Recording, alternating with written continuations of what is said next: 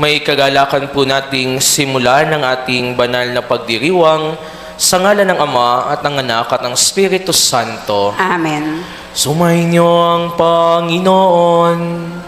At sumainyo Mga minamahal na mga kapatid, ngayong pong unang Biyernes sa buwan na ito ng Nobyembre, ating pong pinagarangalan ang kamahal-mahalang puso ng ating Panginoong Hesus. Patuloy nawa nating itulad ang ating puso sa puso ng ating Panginoon upang tayo'y palaging maging karapat-dapat sa Kanyang paningin. Sa mga pagkakataong tila nakakalimot tayo na magmahal at sa pagmamahal ng Diyos sa ating buhay, aminin natin ang ating mga nagawang pagkukulang at pagkakasala sa ating pag-iral.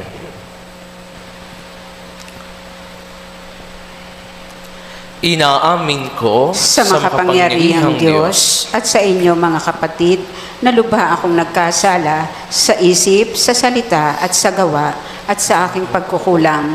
Kaya isinasamo ko sa mahal na Birhen Maria, sa lahat ng mga anghel at mga banal, at sa inyo mga kapatid, na ako'y ipanalangin sa Panginoong ating Diyos.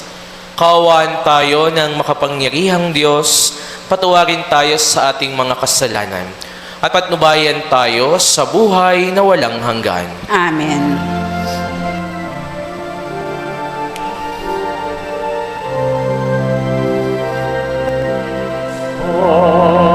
Panginoon, tawan mo kami. Panginoon, tawan mo kami. Kristo, Tawan mo Kristo, kawan mo kami. Panginoon, tawan mo kami. Panginoon, kawan mo kami.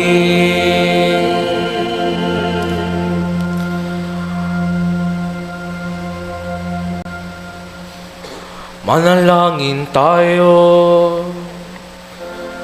Ama naming makapangyarihan, gawin mong kayo'y mabihisan ng tanang kabutihan ng puso ng iyong anak na minamahal, at paggalabi nawa kami ng kanyang loobin at kaisipan upang kaming naging kanyang kalarawan ay maging dapat makasalo sa walang maliw na katubusan sa pamamagitan niya kasama ng Espiritu Santo, magpasawalang hanggan.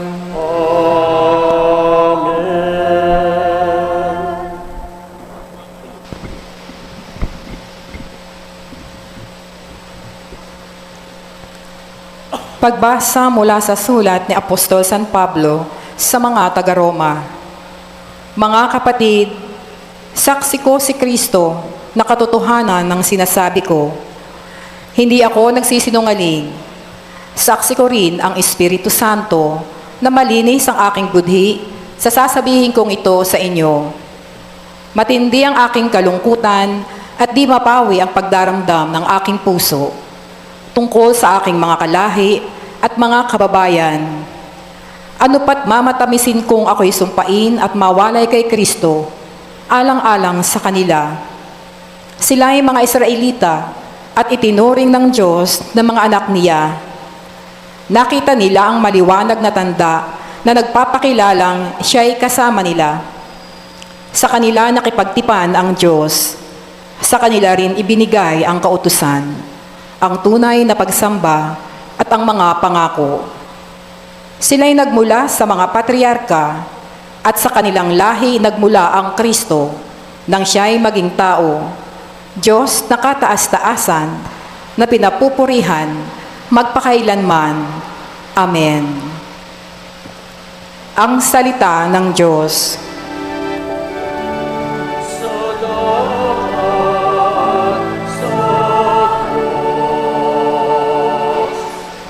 Purihin mo, Jerusalem, ang Panginoong butihin. Purihin mo, Jerusalem, ang Panginoong butihin. Purihin mo, Jerusalem, purihin ang Panginoon.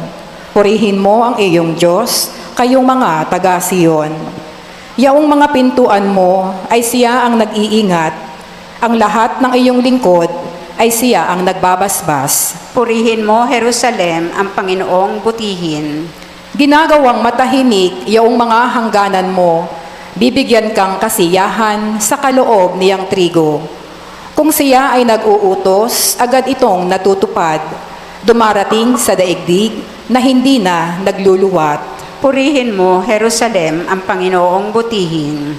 Kay Jacob niya ibinigay ang balita at pabilin, ang tuntunit mga aral ibinigay sa Israel. Ang ganitong karapatan ay wala ang ibang bansa, pagkat hindi nila batid ang utos na itinakda. Purihin ang Panginoon. Purihin mo, Jerusalem, ang Panginoong butihin.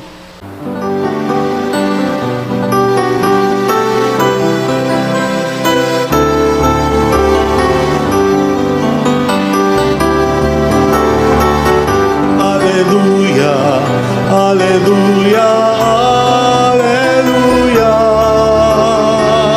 aleluya, aleluya, aleluya, aleluya. Aleluya, aleluya, aleluya. Aleluya, aleluya, aleluya, aleluya.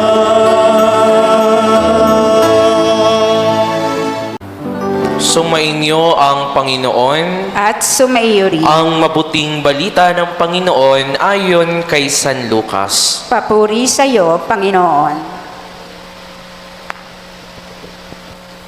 Isang araw ng pamamahinga, si Jesus ay inanyayahang kumain sa bahay ng isang pinuno ng mga Pariseo at binabantayan nilang mabuti ang kanyang mga kilos. Lumapit kay Jesus ang isang taong namamanas, kaya tinanong niya ang mga Pariseo at ang mga dalubhasa sa kautusan. Naayon ba sa kautusan ang magpagaling sa araw ng pamamahinga o hindi? Ngunit hindi sila umimik, kaya hinawakan ni Jesus ang may sakit, pinagaling sa kapinayaon. Pagkatapos, sinabi niya sa kanila, "Kung kayo'y may anak o bakang mahulog sa balon, hindi ba ninyo iaahon kahit araw ng pamamahinga?" At hindi sila nakasagot sa tanong na ito. Ang mabuting balita ng Panginoon. Pinupuri ka namin, Panginoong Hesukristo. Papurihan at pasalamatan po muna natin ang ating Panginoon sa ating pagkatipon-tipon na ito. Palakpakan natin ang ating mabuting Diyos. We love God because God loved us first. Mga minamahal na mga kapatid, isa po sa mga magandang pelikulang Tagalog na aking napanood ay ang pelikulang Ang Tanging Yaman. Siguro po, napanood na ito ng ilan sa inyo. At isa po sa mga hindi ko malilimutang senaryo sa pelikulang ito ay yung tagpo na kung saan sa loob ng simbahan ay nagtanong yung isang bata sa kanyang lola. Ang sabi ng bata, "Lola, hindi po ba nalilito ang Diyos kapag sabay-sabay nagdadasal ang mga tao?" Tapos, iba't iba pa po ang hinihingi natin. Lahat po ba tayo ay naririnig niya? At napakaganda po ng tugon ng lola sa kanyang apo. Ang sabi ng lola, kahit hindi yung binibigkas ng ating bibig at yung mga lihim na idinadaing ng ating puso, nadidinig niya iyon. Ganyan ang Diyos. Alam niya ang makapagpapasaya sa atin dahil mahal niya tayo. Dahil mahal niya tayo. Mga kapatid, sa ating mabuting balitang napakinggan ngayong araw na ito, inilarawan sa atin ang tagpo na kung saan isang Pariseo ang nag-anyaya na kumain sa ating Panginoong Hesus sa kanyang tahanan sa mismong araw ng pamamahinga. Ang paanyayang ito'y malinaw ang dahilan. Binabantayan nila ang bawat kilos ng ating Panginoon. At sa kultura ng mga Hudyo, sa mismong araw ng pamamahinga, ay inaasahan ang lahat na tukdin ito sa pamamagitan ng hindi pagkilos o hindi paggawa. Ngunit sa kabila po nito, hindi napigilan ng ating Panginoong Hesus na pagalingin ang isang taong may sakit, ang isang taong minamanas. Ginawa niya ito upang ipaalala kung ano ang tunay na mahalaga at kung ano ang tunay na diwa ng batas ng Sabath. Jesus teaches us that love is the fulfillment of the law. It is the heart of the law.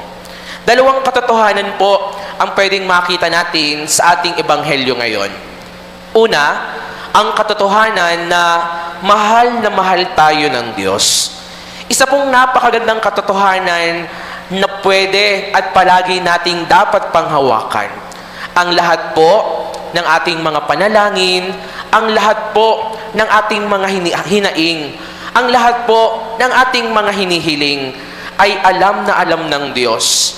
Binibigkas o kahit yung mga nasa puso pa lamang natin, alam na alam niya ng Diyos dahil mahal na mahal niya tayo. Hindi po kailanman nagsasawa ang Diyos na tulungan tayo sa anumang mga pinagdadaanan natin. Ito man ay sa kasalanan, sa kahirapan, sa kalungkutan o sa kapighatian. God always desires our goodness. God always desires our salvation. Minsan, akala lang po ng marami sa atin may paborito ang Diyos. Ngunit may paborito nga ba ang Diyos? Akala nung ilan sa atin, natutulog ang Diyos, nakakalimot ang Diyos. Father, dasal kami ng dasal, simba kami ng simba, pero parang wala namang nangyayaring mabuti at maganda sa buhay namin. Mga kapatid, sa mga ganitong tagpo ng buhay, tatandaan ninyo, ang Diyos kailanman ay hindi naghangad ng masama sa atin.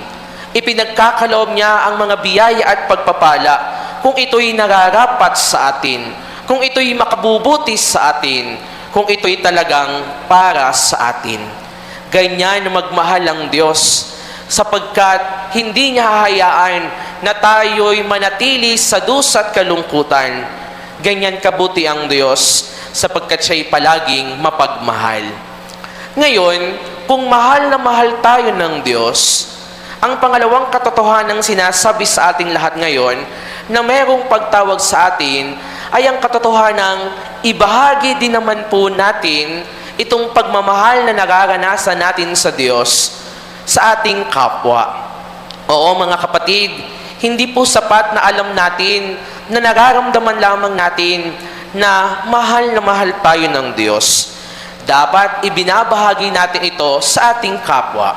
Bakit? Dahil ang tunay na diwa ng pag-ibig ay hindi lamang tungkol sa pagtanggap. Ang tunay na diwa ng pag-ibig ay tungkol din sa pagbibigay. Ang pagmamahal, tatandaan po ninyo palagi, ay pagbibigay at pagtanggap. Ibig sabihin lamang, mula sa katotohanan na mahal tayo ng Diyos, hindi rin po dapat natin nakakalimutan ang ating kapwa. At kapag sinabing kapwa, hindi lang ito yung mga taong mga nangangailangan. Kung hindi kahit yung mga taong kasamaan natin ng loob. Kahit yung mga taong sumisira ng araw natin. Kahit yung mga taong hindi natin makasundo. Gagawan at gagawan pa rin natin sila ng tama at mabuti sa buhay na ito. Sapagkat ang paggawa ng tama, ang paggawa ng mabuti, ay bahagi ng pagtupad natin sa kalooban ng Diyos bilang mga Katolikong Kristiyano. Ang pagtawag sa atin, mga kapatid, anuman ang panahon, anuman ang pagkakataon, anuman ang sitwasyon, dahil nararamdaman mo na mahal ka ng Diyos, huwag mong suluhin ito. Hayaan mong maging daluyan ka ng pag-ibig ng Diyos sa pamamagitan ng paggawa ng tama, sa paggawa ng mabuti sa kapwa. At ang kapwa, hindi lang yung taong mababait sa iyo, yung kapwang mabubuti sa iyo, kahit yung mga taong kinasusuklaman mo, kahit yung mga taong hindi mo kapalagayan ng loob, gagawan at gagawan mo pa rin ang tama, sapagkat ito'y pananatili mo kay Kristo. Mga minamahal na mga kapatid, ipinapaalala lamang sa bawat isa sa atin ngayon na sa bawat sandali ng ating buhay ay lagi tayong tinatawagang ng mapagmahal na Diyos na ibahagi ang pag-ibig na nararanasan natin sa ating kapwa. Siguro po mapapaisip kayo, Father, alam na po namin yung sinasabi ninyo. Maraming beses na po namin narinig yan sa sermon ng pari. Maraming beses na po sa aming ibinigay na tokyan bilang isang lingkod ng simbahan. Kailangan pa po bang i-memorize yan? Basic na po iyan.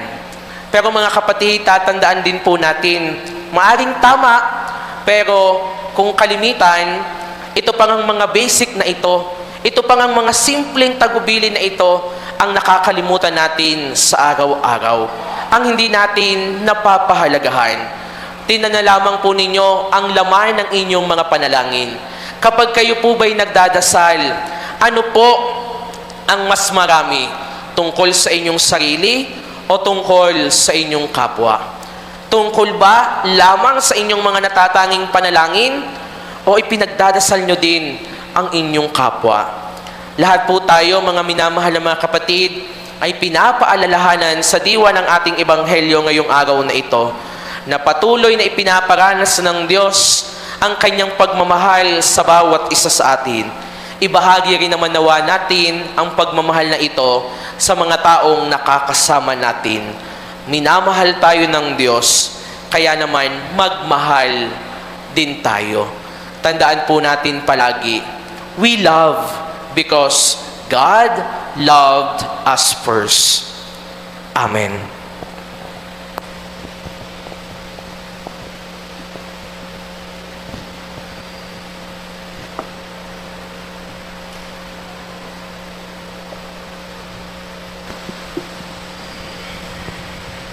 Manalangin tayo sa Diyos Ama na tumawag sa atin bilang kanyang mga anak at maging malaya sa pamamagitan ng kanyang anak na si Jesucristo. Ang ating pong itutugon sa bawat panalangin, Panginoon, dinggin mo ang aming panalangin. Panginoon, dinggin mo ang aming panalangin. Ang mga Kristiyano naway ituring ang mga utos ng Diyos bilang pinto sa kalayaan mula sa kasalanan at kasamaan. Manalangin tayo sa Panginoon. Panginoon, dinggin mo ang aming panalangin. Huwag nawa nating ilagay ang batas na higit pa sa tao, bagkus gawin muna natin ang dakilang utos na mahalin natin ng ating kapwa. Manalangin tayo sa Panginoon. Panginoon, dinggin mo ang aming panalangin. Tayo naway magkaroon ng tunay na diwa ng pagmamahal sa ating pakikitungo sa mga dukha at inaapi at makita natin si Kristo sa kanila. Manalangin tayo sa Panginoon. Panginoon, dinggin mo ang aming panalangin. Ang mga may sakit at yaong mga nasa ospital naway gumaling sa kanilang karamdaman. Manalangin tayo sa Panginoon. Panginoon, dinggin mo ang aming panalangin. Ang mga yumao naway makapiling na ng Diyos. Manalangin tayo sa Panginoon. Panginoon, dinggin mo ang aming panalangin. Sa katahimikan ng ating puso, idalangin natin ngayon ang ating mga natatanging mga panalangin sa ating Panginoon.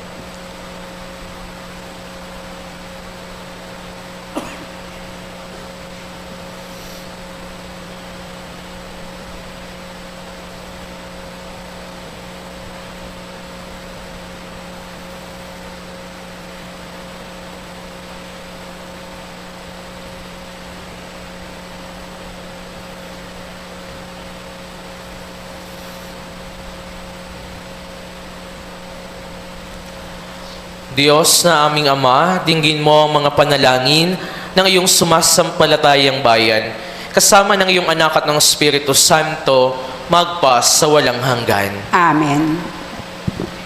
Pag-aalay. Nabuhay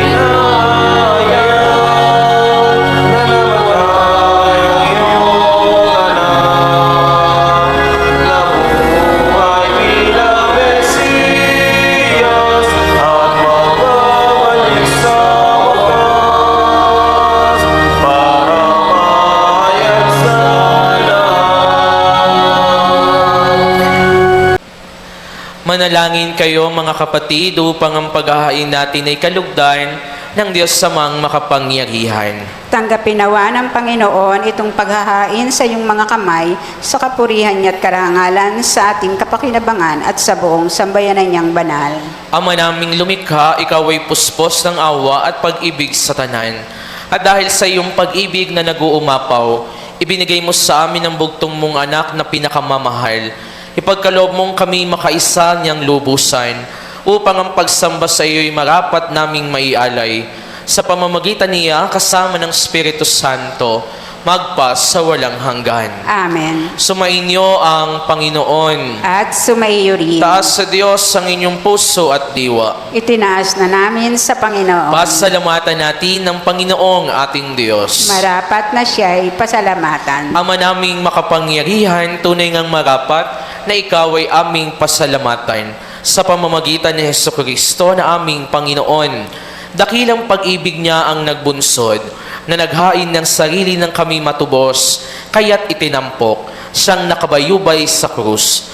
Mula sa kanyang tagilirang sinibat, dugot tubig ay masaganang dumanak, kaya't sambayanan mo'y dito na banaag. Ito'y ang sangkatauhang naakit sa puso ng iyong anak na sumasagip sa mga dumudulog sa batis ng kanyang pag-ibig.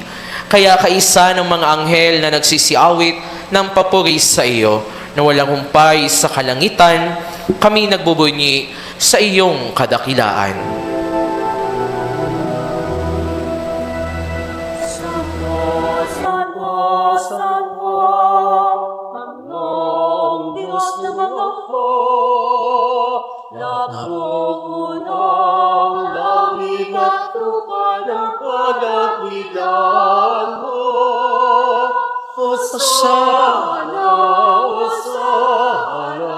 Hosana sa kaitaasan.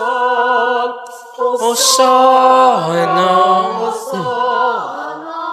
Hosana sa kataasan. Siya'y nagpadang napahiliko sa ngalan ng Panginoon. No.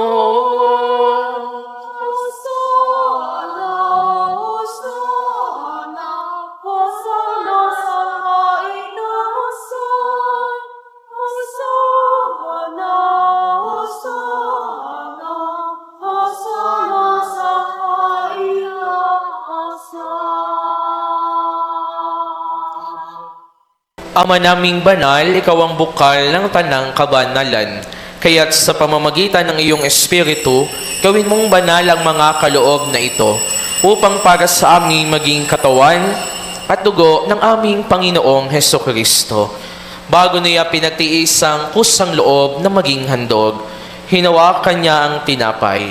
Pinasalamatan kaniya, pinaghati-hati niya iyon, inabot sa kanyang mga alagad at sinabi, "Tanggapin ninyong lahat ito at kanin. Ito ang aking katawan na ihahandog para sa inyo."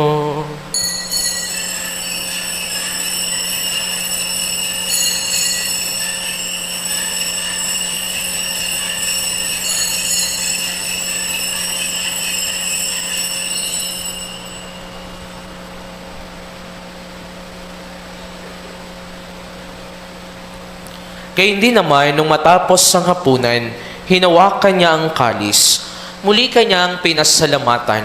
Inabot niya ang kalis sa kanyang mga alagad at sinabi, "Tanggapin ninyong lahat ito at inumin. Ito ang kalis ng aking dugo, ng bago at walang hanggang tipan. Ang aking dugo na ibubuhos para sa inyo at para sa lahat, sa ikapagpapatawad ng mga kasalanan. Gawin ninyo ito sa pag-aalala sa akin."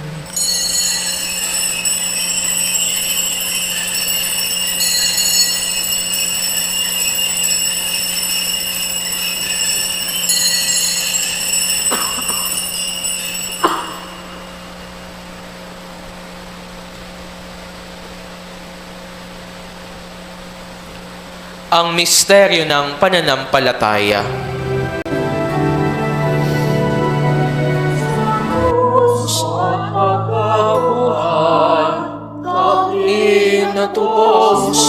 tunay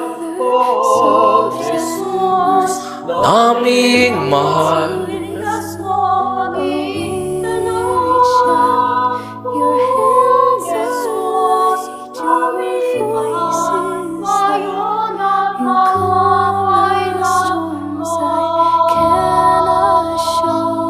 Ama, ginagawa namin ngayon ang pag-aalala sa pagkamatay at muling pagkabuhay ng iyong anak. Kaya tiniaalay namin sa iyo ang tinapay na nagbibigay buhay at ang kalis na nagkakaloob ng kaligtasan. Kami nagpapasalamat dahil kami iyong minarapat na tumayo sa harap mo para maglingkod sa iyo. Sinasamo namin kaming magsasalo-salo sa katawan at dugo ni Kristo ay mabuklod sa pagkakaisa sa pamamagitan ng Espiritu Santo. Ama, lingapin mo ang iyong simbahang laganap sa buong daigdig. Puspusin mo kami sa pag-ibig kay isa ni Papa at ni Milo Hubert na aming tagapangasiwa, obispo at ng tanang kaparian. Alalahanin mo rin ang mga kapatid naming nahimlay na may pag-asang sila'y muling mabubuhay, gayon din ang lahat ng mga pumanaw. Kaawa mo sila at patuloyin sa iyong kaliwanagan. Kaawa mo at pagindapatin kaming lahat na makasalos sa iyong buhay na walang wakas. Kaisa ng mahal na Birheng Maria na ina ng Diyos. Kaisa ni San Jose na kabiyak ng kanyang puso, kaisa ng mga apostol at ng lahat ng mga banal na namuhay dito sa daigdig ng kalugod-lugod sa iyo, may pagdiwang nawa namin ang pagpupuri sa ikararangal mo sa pamamagitan ng iyong anak na aming Panginoong Hesukristo.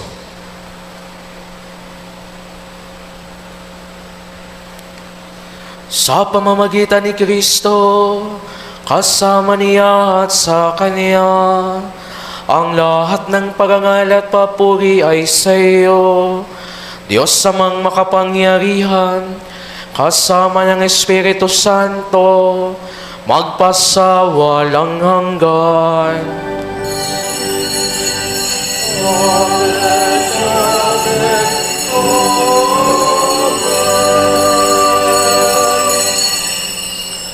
Sa tagubilin ng mga nakagagaling na utos at turo ni Jesus na Panginoon natin at Diyos, ipahayag natin ng lakas loob.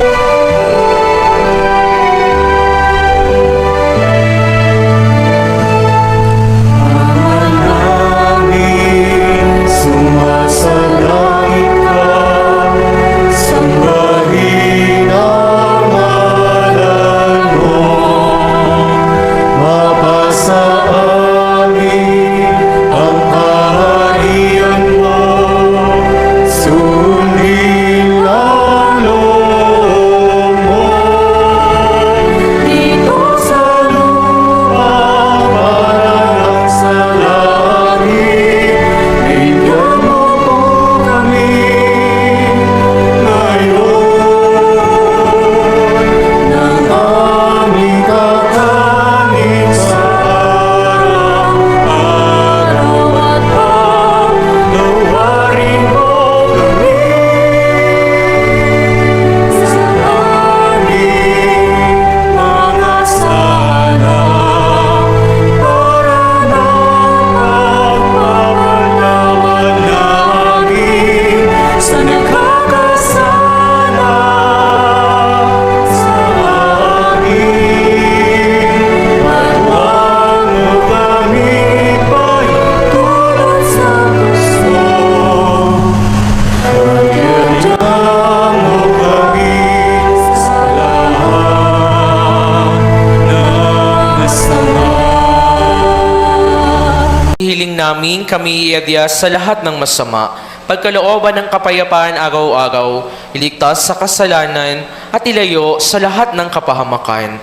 Samantalang aming pinananabikan ang dakilang araw ng pagpapahayag ng tagapagligtas naming sa Jesucristo.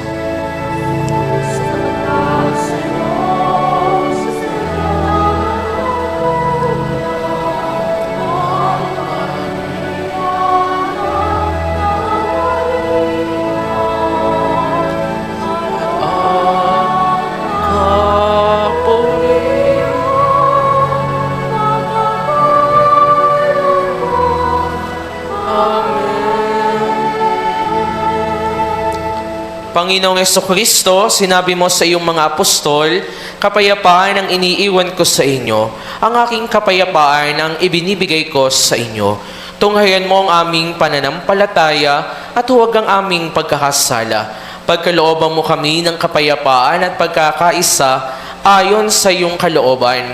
Kasama ng Espiritu Santo, magpa sa walang hanggan. Amen. Ang kapayapaan ng Panginoon ay laging sumainyo. At sumaiyo rin. Magbigayan kayo ng kapayapaan. Kordero ng Diyos na nag-aalis ng mga kasalanan ng sanlibutan, maawa ka sa amin. Kordero ng Diyos na nag-aalis ng mga kasalanan ng sanlibutan, maawa ka sa amin. Kordero ng Diyos na nag-aalis ng mga kasalanan ng sanlibutan, ipagkaloob mo sa amin ang kapayapaan. Ito ang kordero ng Diyos, itong nag-aalis ng mga kasalanan ng sanlibutan. Mapapalad ang mga inaanyayahan sa kanyang piging. Panginoon, hindi ako karapat-dapat na magpatuloy sa iyo, ngunit sa isang salita mo lamang ay gagaling na ako.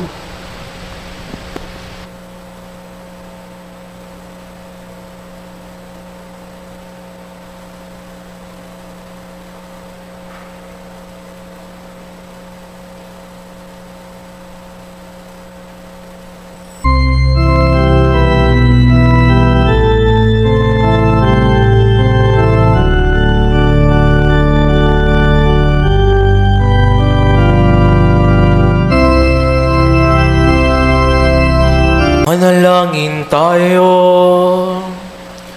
Ama naming mapagmahal, kaming nagsalo-salo sa iyong piging na pag-ibig na banal, ay nagmamakaawang iyong pagbigyan upang si Kristo ay makalarawan sa lupang ibabaw at maging marapat na makatambal siya sa kalangitan. Sa pamamagitan niya kasama ng Espiritu Santo, magpasawalang hanggan.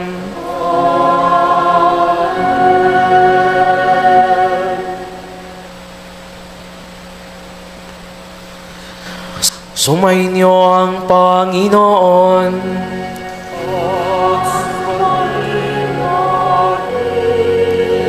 At pagpalain kayong lahat ng dakila at mapagmahal na Diyos Sama at Anak at Espiritu Santo. Amen. Ang misa ay naialay na simula na ng ating misyon. Salamat sa Diyos.